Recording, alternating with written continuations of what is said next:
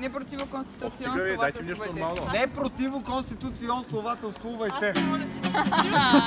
Не противоконституционен. Започвам и ставам радиационен. Не против тази конституция. Както виждате, това е никаква репетиция. Тази конституция е нашата инвестиция. Не противоконституционствователствувай.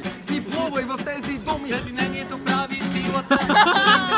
Нали така, съединението прави силата. Това е нашата конституция. Съединението прави силата. Нали така, съединението прави силата. Това е нашата конституция. Не против, защото денят ти е сив.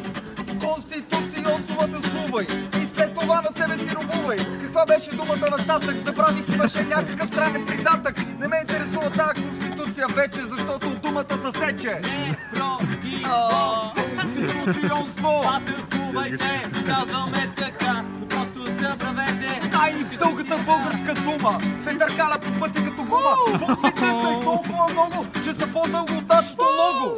Да, тази дума измислена е само да тормози някой братле, но истината е да имаме една конституция. Измислена е по време на комунизъм. Тази дума е пълен дебилизъм. Тази дума да се сечем, тази дума да не се обречем. Не противо конституционствователствувай. Не противо конституционствователствувай. Казвам го сега и ето с това забравям думата и хвърлям предизвикателство към следващото поколение. Казвам, измислете думи прости за конституцията, ей така всеки да може да ги разбере, всеки в живота си да ги прилага. Съединението, казваме, прави силата, но всички сме разединени. Защо?